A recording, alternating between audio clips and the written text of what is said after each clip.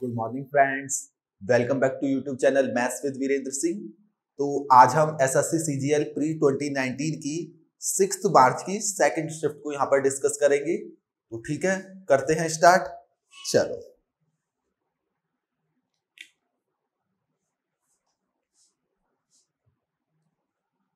दोस्त, पहला क्वेश्चन क्या कह रहा है? In a wallet there are notes of denominations ₹10 and ₹50। तो दोस्त 10 रुपए की नोट और 50 रुपए की नोट है, ठीक। The total number of notes is 12। The number of ₹10 and ₹50 notes are in the ratio 1:2। दोस्त इनका जो रेशियो है ना, जिसमें नोट्स कितने हैं, नोट्स कितने रेशियो में है 1:2, और टोटल नंबर ऑफ नोट्स जो है 12 है। मतलब 3 किसके रिप्रेजेंट कर रहा है? 12 को। तो 1 किसे कर रहा होगा? 4। 2 किसे कर रहा होगा? 8। दोस्त टोटल नंबर ऑफ नोट्स 12 है और इनका रेशियो दे रखा है 1:2। 1 और 2 3। तो 3 किसे रिप्रेजेंट कर रहा है? 12। 3 12 को, तो 1 किसे? 4, और 2 किसे? 8। मतलब जो ₹10 के नोट है वो कितनी है? 4। ₹50 के नोट्स कितनी है? 8। तो क्या पूछा है?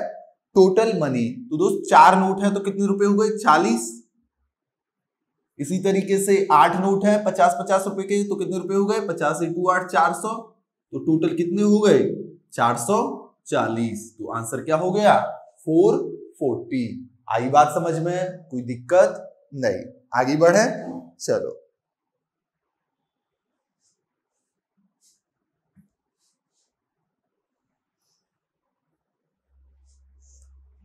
क्वेश्चन नंबर नेक्स्ट कह रहा है 24 students collected money. Just wait. 24 students collected money for donation. The average contribution was ₹50। ठीक है दोस्त, जो 24 बच्चे हैं उनका एवरेज कंट्रीब्यूशन क्या है? 50 रुपए।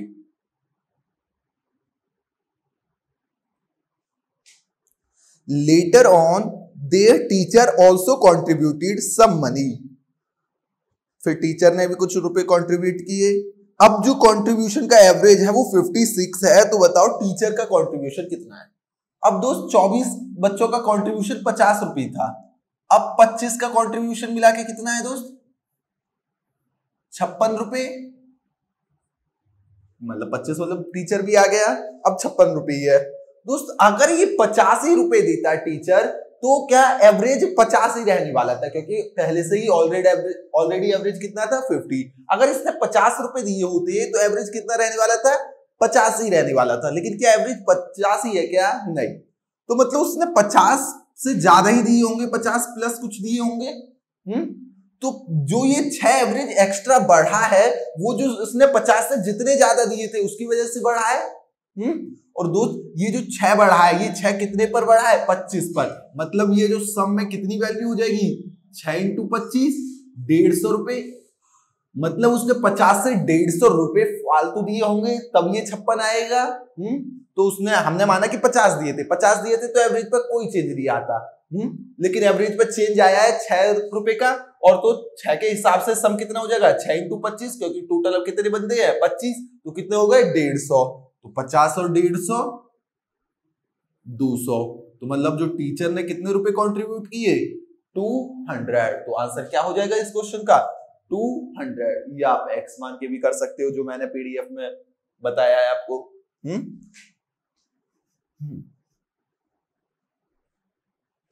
Question number next.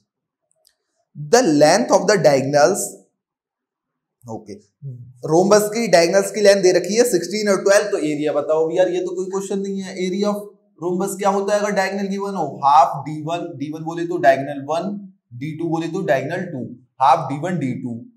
तो 1/2, पहला डायगोनल 16 है और दूसरा 12 है, तो 16 × 12। तो आंसर क्या हो जाएगा? सॉरी, 2 6 जा 12, 16 × 6 96। तो आंसर कितना हो गया? 96 सेंटीमीटर स्क्वायर। आई बात समझ में? कोई दिक्कत नहीं।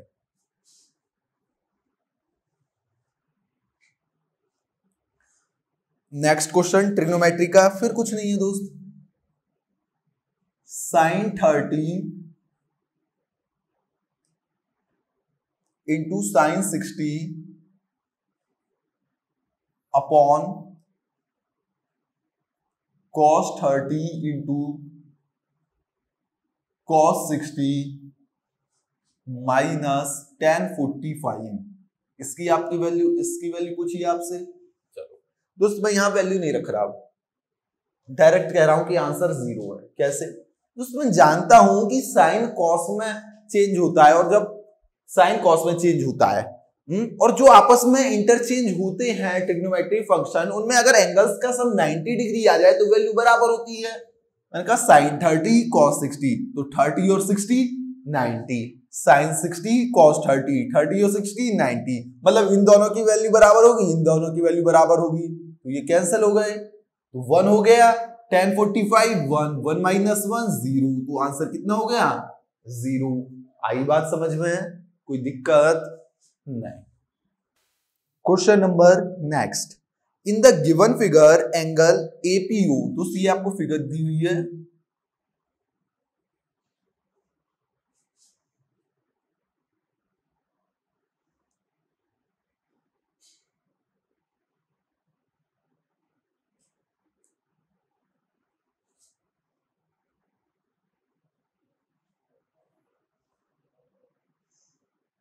ये O है, ये A है, ये B है और ये P है, ठीक है। Angle APO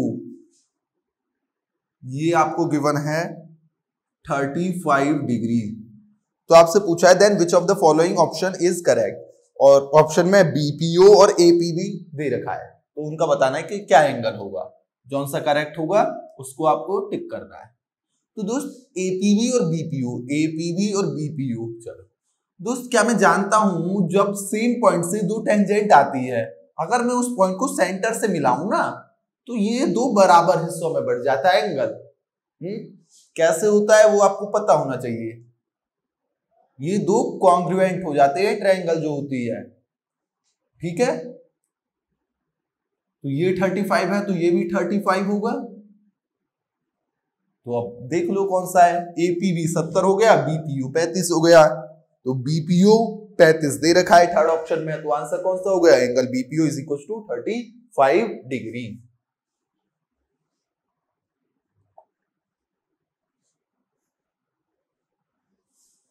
question number next, two cyclists X and Y start at the same time from place A and got towards place B at a speed of 6 km/h and 8 km/h।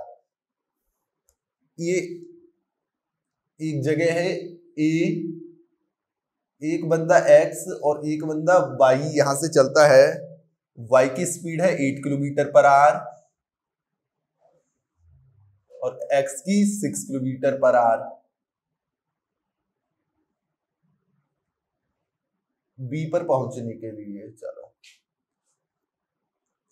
Despite stopping for 15 minutes during the journey, Y reaches 10 minutes earlier than X the distance। अब दोस्त A से B के बीच में distance तो constant है, तो distance constant है तो स्पीड क्या होगी, टाइम के इनवर्स, मतलब ये मैंने X कह दिया दोस्त, ये मैंने Y कह दिया दोस्त। इनकी स्पीड मुझे पता है कितनी गिवन है, इसकी 6 है और इसकी 8, ये रेशियो नहीं है, ये एक्चुअल स्पीड गिवन है, तो दोस्त रेशियो क्या हो गया 3:4।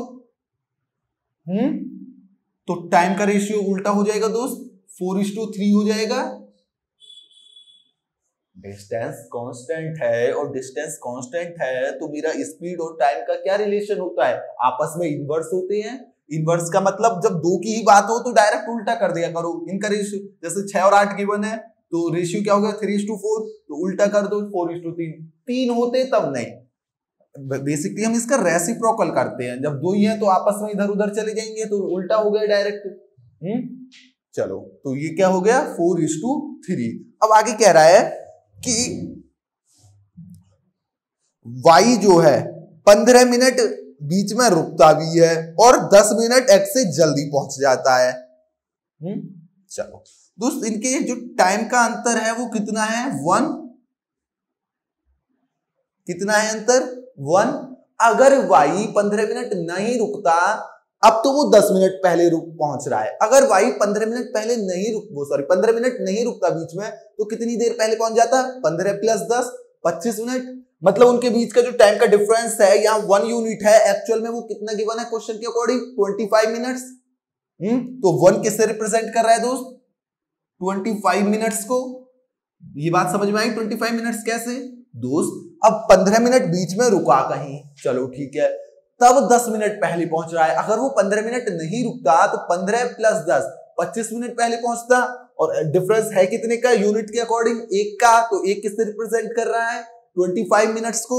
तो दोस्त कोई सा भी ले लो, 4 ले लो, 3 ले लो, कोई सा भी ले लो, कोई फर्क नहीं पड़ेगा। मैंने 4 ले लिया। 1 25 को कर रहा है तो 4 कैसे करेगा? 100 मिनट्स को। 100 मिनट्स बोले तो आवर्स में कितना हो गया? 100/60। 100/60 बोले तो 5/3 आवर्स। डिस्टेंस ही तो पूछा है मुझसे दोस्त।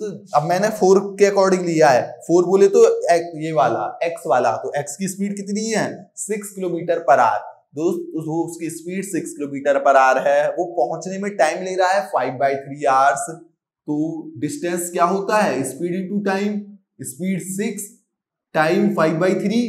ये किलोमीटर/आवर में है, वो आर में है। तो 3 से ये गया, 3 2 जा 2 × 5 10। तो डिस्टेंस कितना हो गया? 10 किलोमीटर। कोई दिक्कत नहीं। आ रही है बात समझ में? चलो आगे बढ़े।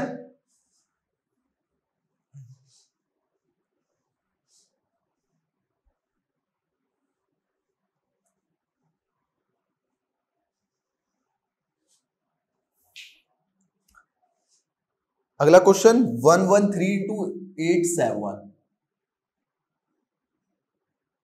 इसका प्रोडक्ट कर लेना। और देखो 3 × 7 1, मतलब यूनिट डिजिट 1। 3 × 7 21 होता है, यूनिट डिजिट 1 हो गया। और केवल एक ही ऑप्शन है जिसमें यूनिट डिजिट 1 है। हालांकि मान लो 4 ऑप्शन में यूनिट डिजिट 1 होता, तब भी इसका मैंने बताया है, तब भी मैं इसका इजीली प्रोडक्ट कर सकता था बिना पेन चलाए। कैसे दोस्त? मैंने बताया है, जैसे मान लो, चलो वो छोड़ो, बाद में बताऊंगा। इसमें अंतर देखो, अंतर कितने का है? 26 का। अंतर कितने का है? 26 का।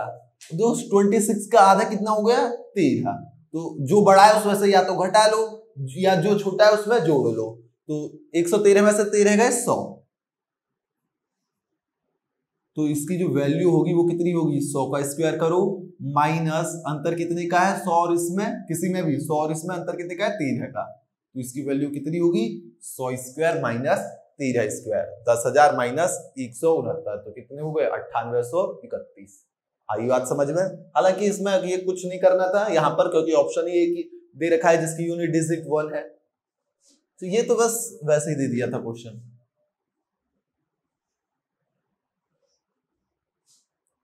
क्वेश्चन नंबर नेक्स्ट दोस्त, a + 1/a = 5 है। तो आपसे पूछा है a³ + 1/a³ क्या होगा? दोस्त मैं जानता हूं, जब मुझे x + 1/x कुछ गिवन होता है तो वहां से x³ + 1/x³ मुझे डायरेक्ट निकालना आता है। जो वैल्यू गिवन है उसकी cube minus thrice of that value. मतलब यहां क्या निकालूंगा मैं? 5 की क्यूब माइनस 3 × 5। 5 की क्यूब 125, 3 × 5 15, 125 से 15 गए 110। तो आंसर कितना हो गया दोस्त? 110।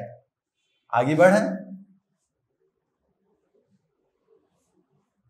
इन द गिवन फिगर, ये एक फिगर दिया हुआ है, ये सर्कल को टच कर रहा है, तो ठीक है।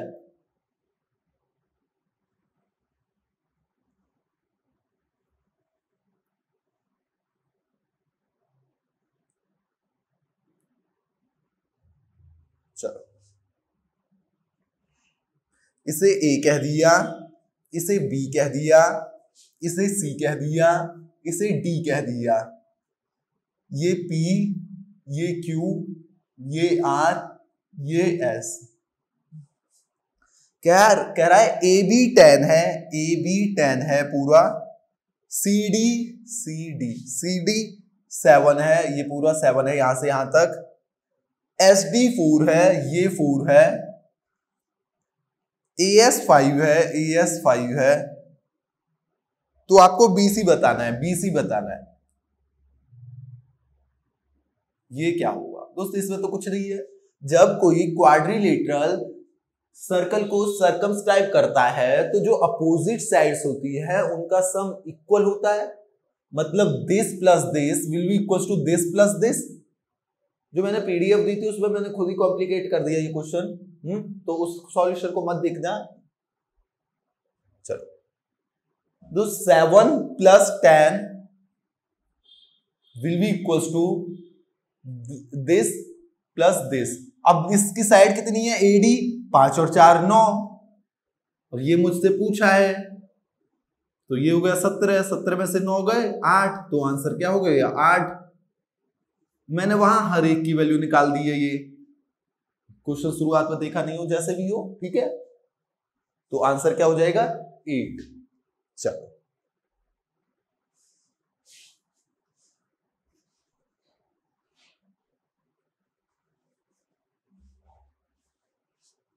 Question number next. Amit and Sunil together can complete a work in 9 days. Sunil and Dinesh in 12 days and Amit and Dinesh 18 days। तो दोस्त ये तो काफी किए होते हैं प्रैक्टिस में क्वेश्चन। अमित एंड सुनील कितने दिन में, 9 दिन में। सुनील एंड दिनेश कितने दिन में कर सकते हैं उस काम को, 12 डेज में। और अमित एंड दिनेश 18 डेज में। तो बताओ तीनों मिलकर कितने दिन में कर देंगे, कुछ है ही नहीं इस क्वेश्चन में। तो दोस्त एलसीएम लिया मैंने, एलसीएम लिया तो कितना हो गया 36 यूनिट्स। दोस्त ये 36 यूनिट है तो A प्लस S कितने दिन में कर देंगे, मतलब कितनी यूनिट करेंगे एक दिन में, 4 units a day. S plus D 36/12 है, 3 units a day. And A plus D 36/18, 2 units per day. कोई दिक्कत नहीं। अब दोस्त मैं अगर इन तीनों को जोड़ूं तो ये A और S कर रहे हैं, जो भी नाम है अमित और सुनील, ये S और D कर रही है, ये AD।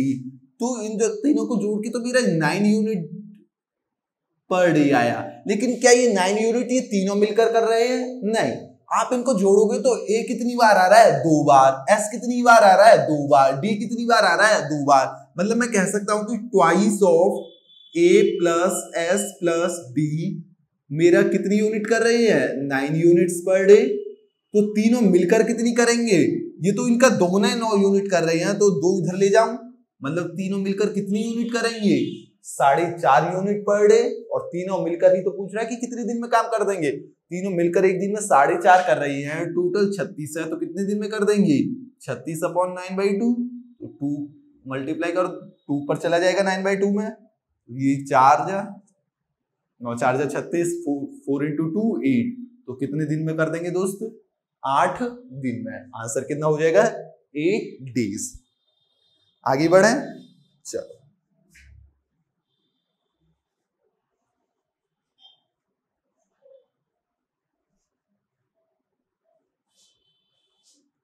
Question number next. In a school 4% of the students did not appear for the annual exam. 10% of the students who appeared for the exam could not pass the exam. Out of the remaining students, 50% got distinction marks and 432 students passed the exam but could not get distinction marks. The total number of students in the school is। अब दोस्त इसमें आप पे option है, आप 100 मान के कर लो। अब मैंने ऑप्शन देखे 878, 1200, 1000, 960। मैंने ऑप्शन में से 1000 मान लिया। ऑप्शन में 1000 ना होता तो भी मैं 1000 मान लेता। या फिर ऑप्शन जब भी लो तो ऐसा ऑप्शन लो इजीएस्ट ऑप्शन, मतलब इजीएस्ट ऑप्शन जिस पर आप कैलकुलेशन कर पाओ। अब उस ऑप्शन से मुझे फायदा क्या मिलता है, मैं उस ऑप्शन से ये पता लगा पाऊंगा अगर वो आंसर हुआ तो ठीक है, अगर नहीं हुआ आंसर तो मैं ये पता लगा पाऊंगा कि आंसर इससे ज्यादा है या आंसर इससे कम है। तो ऐसा ऑप्शन लो जिस पर आप कैलकुलेशन कर पाओ। तो मैंने 1000 लिया, ऑप्शन में गिवन है, मैंने मान लिया कि नंबर ऑफ स्टूडेंट्स 1000 है। दोस्त कह रहा है इन्हें 4% तो अपीयर ही नहीं हुए, 4% अपीयर नहीं हुए मतलब डिड नॉट अपीयर, 40 हो जाएगा 4% बोले तो अपीयर्ड कितने हुए 960 कह दू, हाँ चलो। 10% of the students who appeared for the exam could not pass the exam, 10% पास नहीं कर सके, could not pass 10% तो 96 हो गए, तो जिनने पास किया होगा वो कितना होगा, इसमें से 96 घटा दूं 864।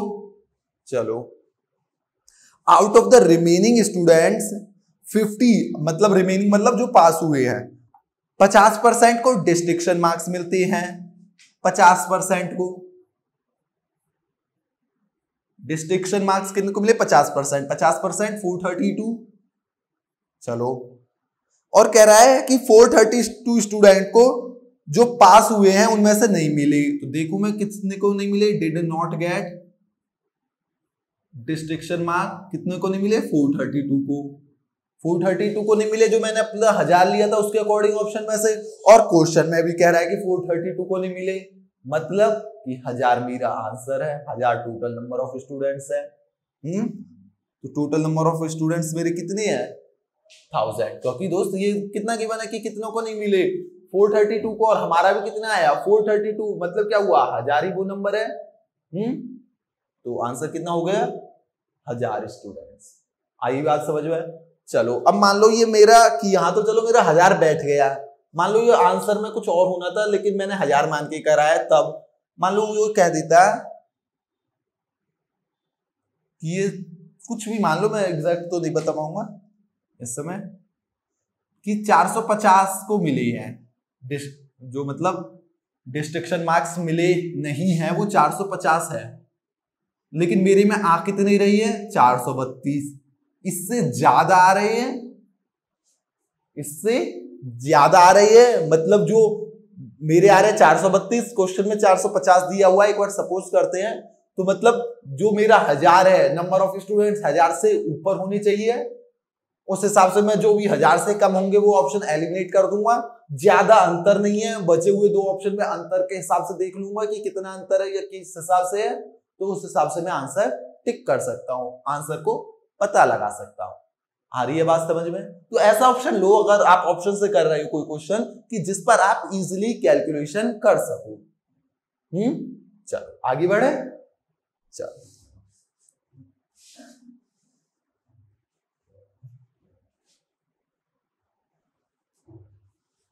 Question number next, in the given figure, ये आपको फिगर दिया हुआ है,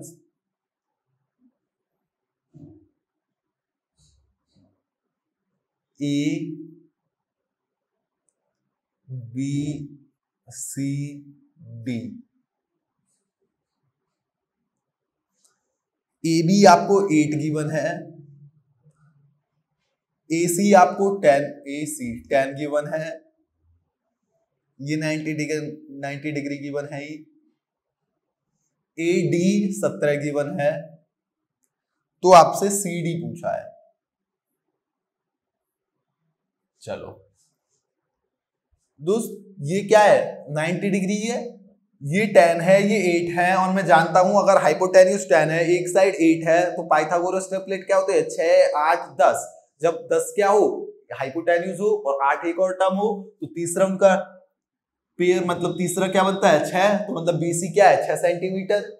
दोस्त ये 90, अब ट्रायंगल एबीडी की बात करूं, ये 8 है, ये 17 है, तो 8 और 17 हाइपोटेन्यूज हो, तो पाइथागोरस ट्रिपलेट कौन कौन से होते हैं 17 8 और 15, मतलब ये पूरा 15 होना चाहिए, ये पूरा 15 होना चाहिए, ये 9 है तो ये कितना हो जाए, सॉरी ये 6 है, 15 में से 6 पहले घटा दिया, ये 6 है, ये पूरा 15 है, तो 15 में से 6 गए तो कितना बचा 9, मतलब सीडी कितना हुआ 9 सेंटीमीटर। कुछ नहीं था इस क्वेश्चन में तो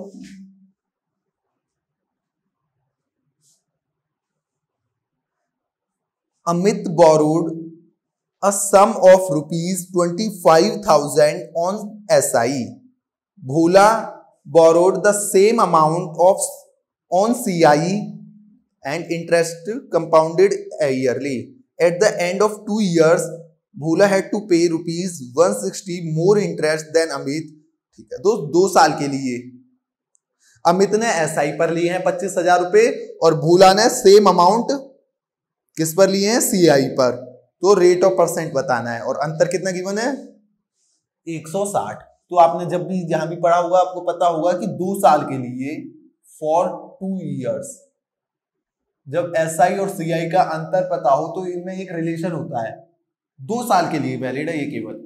क्या, sum is equal to difference, जो भी डिफरेंस है SI और CI का, इंटू 100 बाई रेट का स्क्वायर। कहां से आता है ये, जब SI CI पढ़ेंगे जब देखेंगे।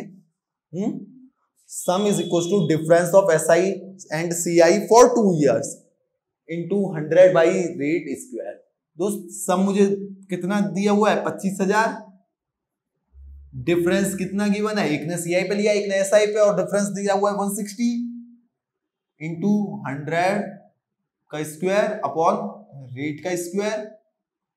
यहां से मैं रेट निकाल सकता हूं क्या, बिल्कुल, 3 जीरो है तो 2 जीरो ये गई, 1 जीरो ये, तो R इस 25 से ये गया 4 जा, तो R square is equal to 16 into 4।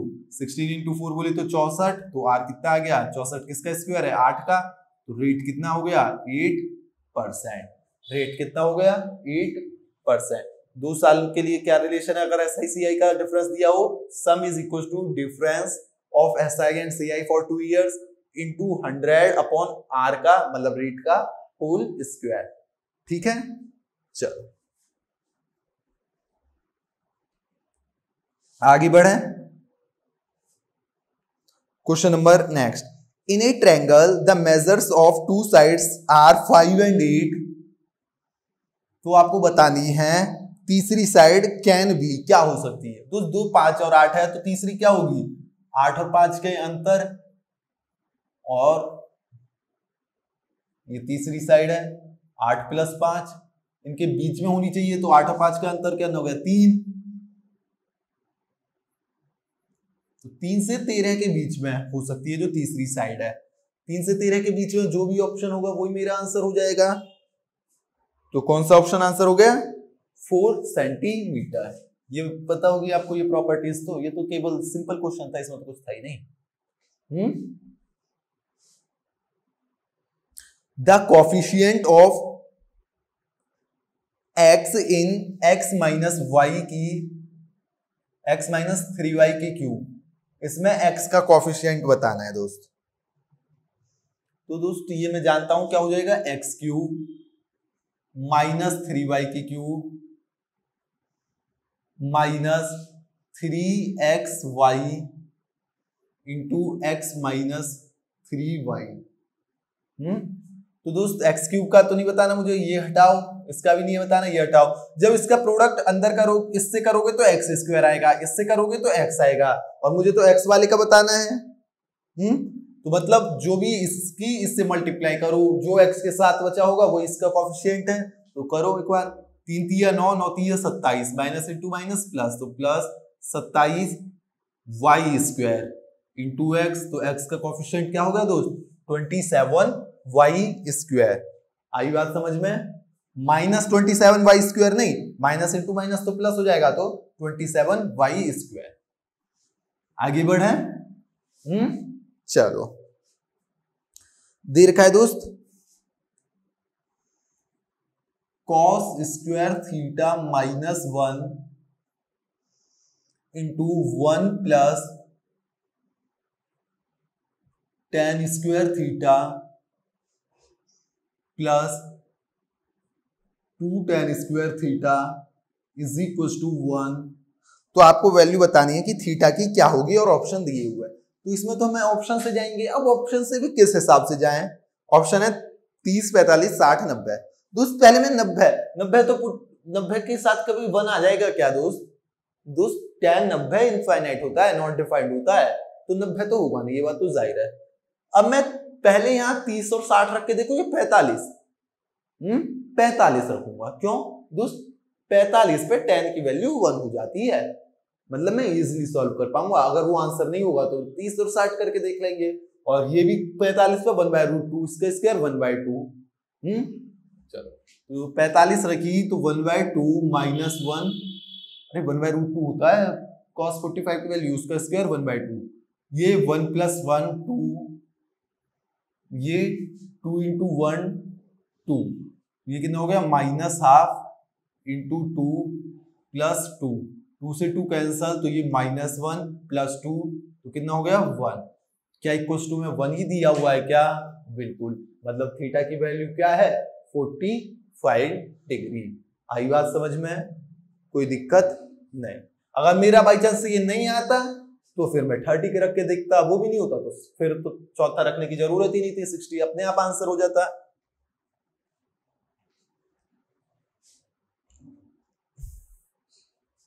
अब इसमें बोर्ड मास देखो, 4/, किसी किसी में बोर्ड मास अच्छा खासा दे देते हैं, तो किसी में बिल्कुल 4/3 डिवाइडेड बाई 1/6 × 2 - 1, तो इसे मैं लिख सकता हूँ 4/3 डिवाइड है तो मल्टीप्लाई कर दिया, 6 उल्टा करके मल्टीप्लाई कर दिया, × 2 - 1, तो ये 3 2 जा 4 × 2 8 × 2 16 -1 50। तो आंसर कितना हो गया दोस्त? 50। आगे बढ़े, चलो question number next. A manufacturer sell cooking gas stoves to shopkeeper at 10% profit पे बेचता है, and in turn they sell the cooking gas stoves to customer to earn 15% profit. अब जो कौन शॉपकीपर जो है 15% रुपए कमाता है कस्टमर को बेचकर, और तो कस्टमर को ये पड़ता है 7590 का, तो मैन्युफैक्चरिंग कॉस्ट पड़ता है। दोस्त जो मैन्युफैक्चरर ने बेचा है तो कितना? 10% प्रॉफिट। 10% प्रॉफिट बोले तो 10 से 11। चलो फिर शॉपकीपर ने 15% प्रॉफिट कमाया है, तो बोले तो 20 से 23। 15% का मतलब कितना हो गया दोस्त? 3/20। कमाया है तो 20 से 23, तो ये कितना हो गया? 200। ये कितना हो गया? 23 10 जा 230 और 23 253, मतलब ये 200 है मेरा जो उसका सीपी है, और जो एसपी कस्टमर को पड़ी है वो कितना है? 253। 253 एक्चुअली में ये दिया कितना हुआ है? 7590। यहां देखते ही पता लग रहा है कि 250 × 3 750 होता है, 3 × 3 9 होता है, मतलब ये × 3 किया गया हुआ है। ये क्या है? इसकी मैन्युफैक्चरिंग प्राइस है, तो × 3 कर दूं। ये × 3 नहीं, × 3 तो ये होगा × 30 हो जाएगा, तो × 30 कर दूं, तो 2 3 जा 6, 30 0 लगा दूं, तो मैन्युफैक्चरिंग प्राइस मैन्युफैक्चरिंग कॉस्ट उसकी कितनी हो गई? 6000। कोई दिक्कत नहीं, आगे बढ़े पक्का। चलो क्वेश्चन नंबर नेक्स्ट क्या कह रहा है दोस्त? A shopkeeper marked a computer table for ₹7200। MP कितनी है कंप्यूटर टेबल की? 7200। He allows a discount of 10%, वो 10% डिस्काउंट देता है, and yet makes profit of 8%, और फिर कितना प्रॉफिट करता है? 8% का प्रॉफिट कमाता है। तो बताओ कितना गेन परसेंट होगा उसका यदि वो कोई डिस्काउंट ना दे। तो दोस्त इसमें मुझे 7200 की कोई जरूरत भी नहीं है। चलो 10% डिस्काउंट देता है और 8% प्रॉफिट कमाता है। दोस्त मैंने एमपी मान लिया कि 100 रुपये है। एमपी मान लिया मैंने कितना? 100 रुपये है। 10% डिस्काउंट के बाद एसपी कितना हो जाएगा दोस्त? 10% इस पर डिस्काउंट दूंगा तो एसपी मेरा 90 रुपीज हो गया। अब दोस्त इसे 8% का अभी भी फायदा हुआ है। 8% का मतलब क्या होता है दोस्त? 25 से 27 मतलब फायदे में। 8% मतलब 2/25 फायदा हो रहा है, तो 25 से 27 मतलब अगर सीपी 25 है तो in that case SP will be 27। लेकिन जो मैंने सपोज किया है उसके अकॉर्डिंग एसपी कितनी है? 90। तो मेरा 27 किसे रिप्रेजेंट कर रहा है दोस्त? 90 को। 2790 को कर रहा है तो ये कट जाएगा क्या, बिल्कुल 9 3 जा 9 10 जा, मतलब 3 मेरा किससे रिप्रेजेंट कर रहा है 10 को, तो दोस्त 25 किससे रिप्रेजेंट करेगा 10/3 इंटू 25 को, मतलब 250 बाई 3 को, मतलब जो मैंने लिया है उस केस में मेरा सीपी कितना आया है 250 बाई 3, तो सीपी यहां लिख दूं कितना है 250 बाई 3। दोस्त 250 बाई 3 का ही मतलब मेरे को पता होना चाहिए कितना होता है 83.33।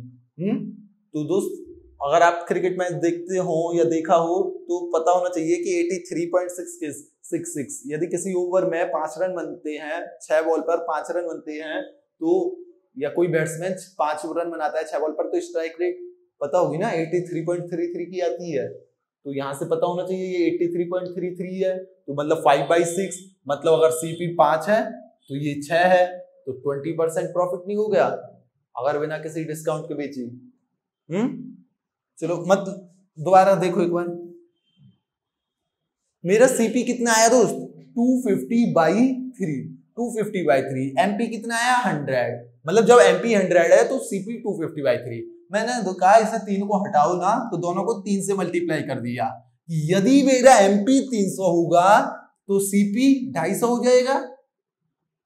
कोई डिस्काउंट वगैरह आप कुछ नहीं देना, तो सीपी 250 है, एमपी 300 है, तो कितना हो गया फायदा 50 रुपए का। 50 रुपए कितने पे 250 पे, तो 50/250, 50/250 बोले तो 1/5, और 1/5 में फ्रैक्शन में हो तो इंटू 100 करके परसेंटेज निकाल सकता हूं क्या, ये डायरेक्ट पता होना चाहिए। 1/5 किसके इक्वल होता है 20%, तो आंसर क्या हो गया 20%। तो मुझे इसमें 7200 की भी कोई जरूरत नहीं थी, या 7200 से भी लेके कर सकते हो, जैसे आपकी इच्छा हो।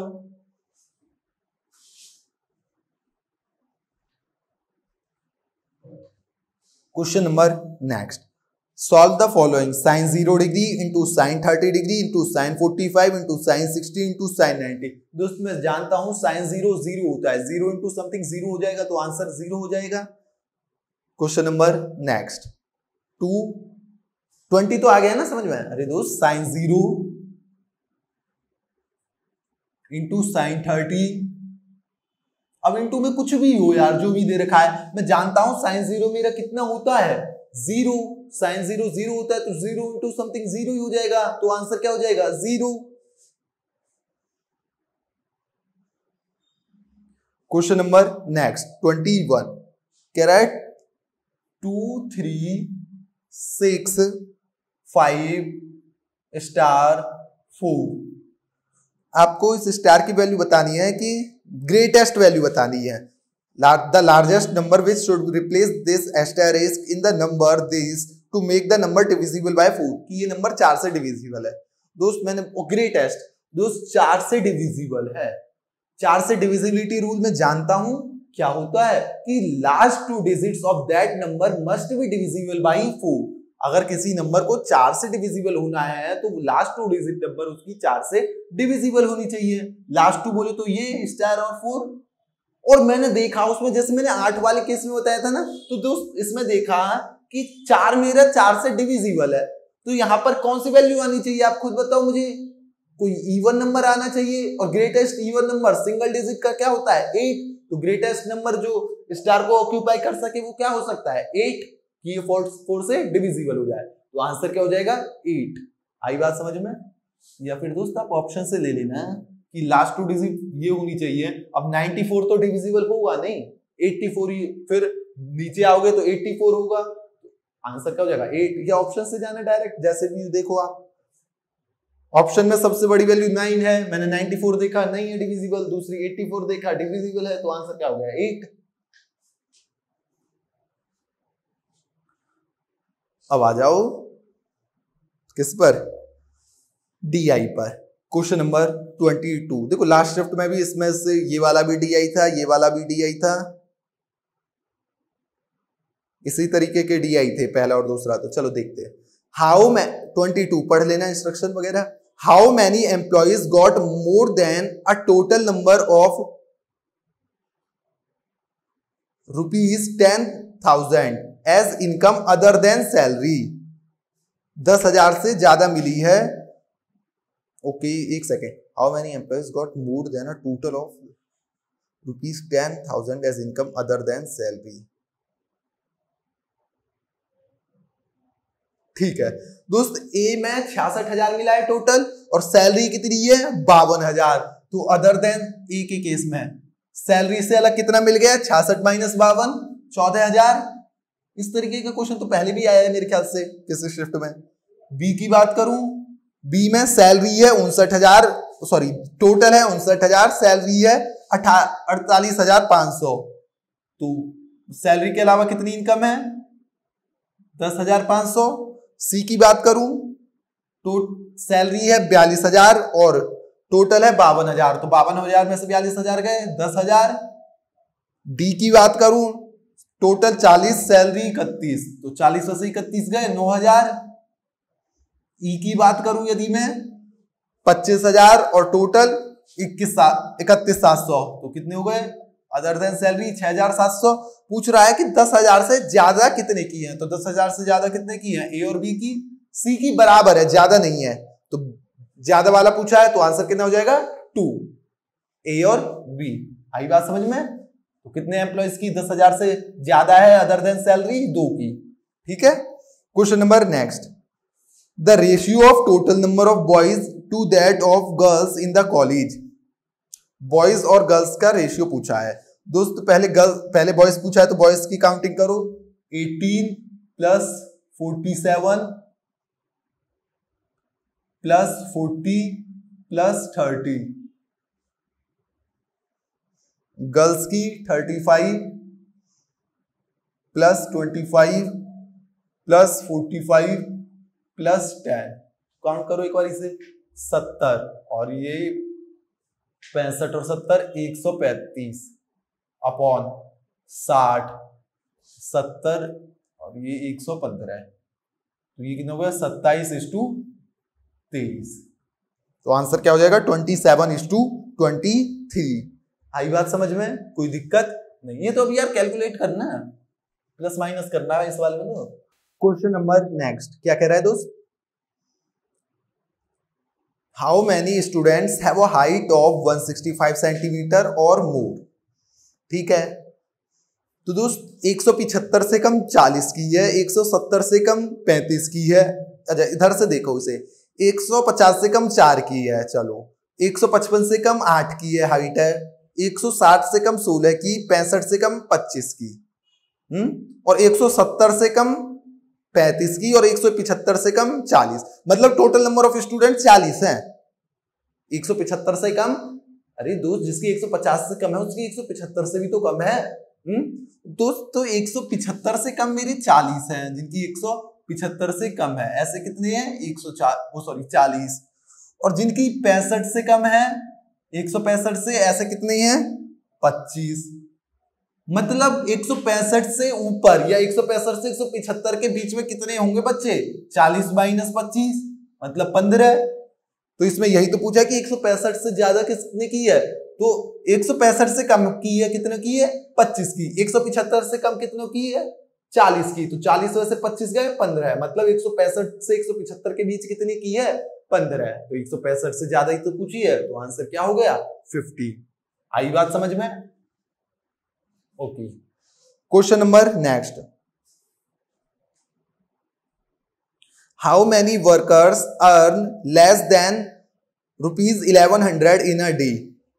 तो दोस्त 700 से 800 इतने कमाते हैं, ऐसे करके आपको टेबल गिवन है। तो 1100 से कम, 1100 से कम 4 प्लस 15 प्लस 10 प्लस 10, 10 और 10 20, और ये 19, 20 और 19 39। तो आंसर कितना हो गया 39। दोस्त 1100 से कम जितने भी हैं उन सबको ऐड कर दो तो आंसर आ जाएगा। तो 10 और 10 20 और 15 35 और 4 39, कोई दिक्कत नहीं। तो ये शिफ्ट हमने पूरी कर ली, उम्मीद करता हूं समझ में आया होगा।